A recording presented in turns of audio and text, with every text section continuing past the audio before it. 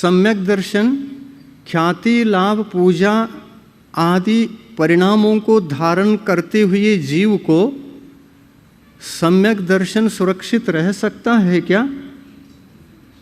नहीं रह सकता। सम्यक दर्शन हमारे लिए क्यों चाहिए, किस लिए चाहिए?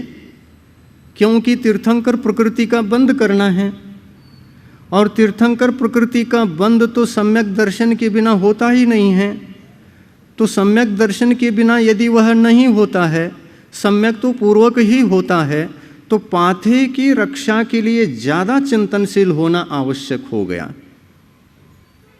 सम्यक दर्शन की रक्षा हम पहले करें और सम्यक दर्शन के विनाश के लिए कारणीभूत पथ्य का पालन सबसे पहले करें। और कैसा पथ्य? हमारे मन में कभी भी ख्याति, लाभ, पूजा आदि के परिणाम होना ही नहीं चाहिए, क्योंकि ये ख्याति, लाभ, पूजा आदि के ये परिणाम वैभाविक परिणाम है, ये आत्मा के परिणाम नहीं। वैभाविक परिणामों की सिद्धि के लिए यदि आत्मा पीछे पड़ जाए तो उस मार्ग को भी साकार कर लेगा, लेकिन उसका परमार्थ के दृष्टिकोण से कल्याण नहीं हो पाएगा। यह सम्यक दर्शन धर्म है, आत्मा का धर्म है। इसको आत्म कल्याण के लिए ही ग्रहण किया जाता है। इस सम्यक दर्शन की आराधना हमको आत्म कल्याण के लिए ही करना होता है। इसके भीतर दूसरे का कोई लक्ष्य नहीं होता। जिसको परमार्थ ही लक्ष्य में केवल है, मुझे मोक्ष प्राप्त करना है, मोक्ष सुख पाना है, संसार से मुक्त होना है, चतुर्गति के इस भ्रमण को मिटाना है। इस प्रकार वह चतुर्गति के भ्रमण से मुक्त होने के लिए जब सोचता है तो दृष्टि में परमार्थ आकर के बस जाती है, और यह नहीं सोचता तो परमार्थ दृष्टि में नहीं आती। मुझे सम्यक्त्व का ग्रहण इसलिए करना है क्योंकि सब लोग सम्यक दृष्टि बन रहे हैं, इसलिए मुझे भी बनना है। तो सब लोगों के कारण से ये सम्यक दृष्टि बन रहा है। सम्यक्त्व के लक्षण को समझकर सम्यक दृष्टि नहीं बन रहा है। तो ऐसी परिस्थिति में द्रव्य सम्यक्त्व की तो उपलब्धि हो सकती है, भाव सम्यक्त्व की उपलब्धि बहुत कठिन होगी। द्रव्य सम्यक्त्व क्या है? ये सब लोग जो छोड़ रहे हैं उसको मैं भी छोड़ रहा हूँ। क्या छोड़ रहे हैं? अनायतन को त्याग कर रहे हैं और आयतन को ही भज रहे हैं। वो किस लिए छोड़ रहे हैं, क्यों छोड़ रहे हैं, कुछ पता नहीं, लेकिन वो छोड़ रहे हैं इसलिए हम छोड़ रहे हैं और समझे बिना छोड़ रहे हैं। ऐसा यदि होता है तो समझे बिना अज्ञानपूर्वक किए जाने वाले कार्यों से, आचरणों से बाहरी धर्म का आचार विचार तो आ सकता है, लेकिन आंतरिक रूप से जो भाव सम्यक्त्व की उपलब्धि होना चाहिए वह उपलब्धि भी नहीं हो सकेगी। सम्यक दर्शन तो आत्म कल्याण के क्षेत्र में हमारे लिए पाथेय है। इस सम्यक्त्व को लेकर के संसार मार्ग पर बढ़ने का अगर विचार हो जाए तो संसार मार्ग पर बढ़ोगी भी कैसे? बढ़ने से पहले तो वो उत्पन्न ही नहीं होगा, कैसे बढ़ोगे? सम्यक्त्व को लेकर के हम संसार मार्ग पर बढ़ नहीं सकते, और मिथ्यात्व मार्ग पर चलते हुए कभी हम मोक्ष मार्ग चल नहीं सकते। यही मार्ग कुछ दूसरा है और यही मार्ग कुछ दूसरा है। किधर चलना है?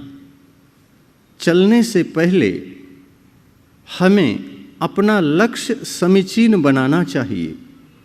यदि आत्म कल्याण ही लक्ष्य हो तो निस्वार्थ बुद्धि से कोई कारण नहीं है, एक ही कारण है जो समीचीन है, उस कारण से हमें आगे बढ़ना है। कौन सा कारण? वह समीचीन कारण जिसको रख करके अन्य को हमको पथ्य के रूप में देखना चाहिए, और जिस कारण को हम बचा रहे हैं उसको पाथेय के रूप में देखना चाहिए।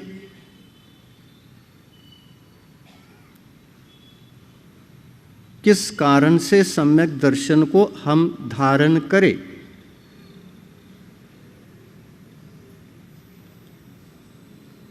क्या किसी को पता ही नहीं? हाँ, परमार्थ की सिद्धि के लिए। परमार्थ क्या है? मोक्ष परमार्थ है। अनंत सुख हमारा परमार्थ है। अनंत ज्ञान केवल ज्ञान प्राप्त करना है।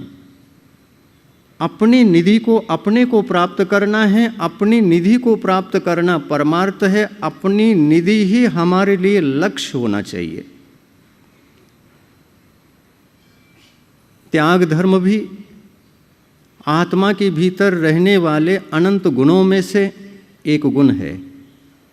सम्यक तो भी अनंत गुणों में से एक गुण है। सम्यक ज्ञान भी अनंत गुणों में से एक गुण है। जो आत्मा के गुण हैं, अनंत हैं, उन अनंत गुणों को लक्ष्य बना करके उन्हीं की प्राप्ति के लिए, उन्हीं गुणों को प्राप्त करने के लिए गुणों के ऊपर आच्छादित मलिनता को, मल को हटाकर, आवरण को हटाकर उसको उपलब्ध करने के लिए लक्ष्य तो उसी का होना चाहिए। जिसके ऊपर से हम पर्दे को गिरा रहे हैं, उस पर्दे के पीछे जो वस्तु है वह हमारा लक्ष्य होना चाहिए। और यह लक्ष्य यदि हमारा बन जाता है तो अपने लक्ष्य पर पहुंचना भी कठिन नहीं है। त्याग भी आत्मा का गुण है और सम्यक तो भी आत्मा का गुण है। और 16 कारण भावनाओं के अंदर जो भी विषय है उन भावनाओं का नाम है। उन भावनाओं के नाम से वह गुण आत्मा के भीतर होता है, उसको जगाना है और उसके घातक पर्दे को अलग करना है। उसको जो छिपा रहा है उस पर्दे को दूर करना है। सम्यक्त्व को छिपाने वाला कौन पर्दा है? मिथ्यात्व है। और कौन है? कषाय भी है। और कौन है? अज्ञान भी है। और कौन है? अविवेक भी है।